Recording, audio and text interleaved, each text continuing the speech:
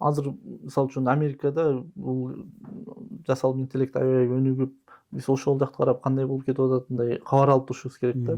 Балдарга көңүл бурбасак, булардын жашоо биздикиндей жашоо булардыкы башкача болот да. Өткөндө эле үйдө ошо жубайым экөөбүз мындай талкуулап анан буларды ошо жакшы бир университетке мындай даярдаш керек эле, мындай контракттар кымбат болот, ошого мындай капитал топтош керек деп анан мен айтып атам да, мен баягы технология жакка көбүрөөк аралашып жүргөндүктөн 10 жылдан кийин ал университеттер керек болобу, керек болбойбу, мисалы үчүн Кудай билет.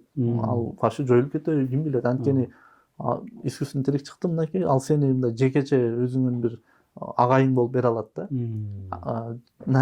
Менин сөзүмө бир далил катары кечээ эле бир макала чыкты. Нигерияда кээ бир окуучуларды бөлүп атайын, анан искусственный интеллект ChatGPT'ни колдонушуп 6 жума ошо менен мындай сабактан кийин дагы кошумча мындай жеке тарбиячы катары тьютор деп коет, колдонуштур.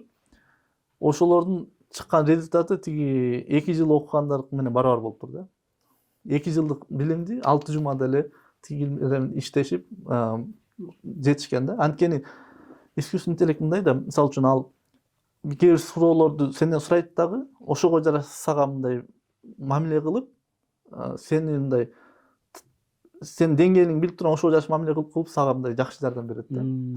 Окуучулардын деңгээли ар кандай болот да. Мисалы үчүн мугалимдер көбүнчө бир эле стандарт менен бирдей мамиле кыла берет баарыначы. Бирок андай эмес да. Ар ким ар кандай түшүнөт, ар кандай мындай кабыл алат да.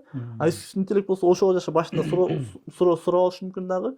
Сенин деңгээлиңди ченеп туруп, анан ошого жараша бир программа түзүп, өзү ошо менен мындай алып кете берет да. Ошол себептен сизде мындай продукт мындай жыйынтык, жакшы жыйынтыкка чыгыш мүмкүнчүлүгү бар. Келечекте роботтордон окуп калышыбыз мүмкүн экен да мындай, толук эле. Мындай физикалык робот менен да окуп калыш мүмкүн. Же анын деле кереги жок. Мындай эле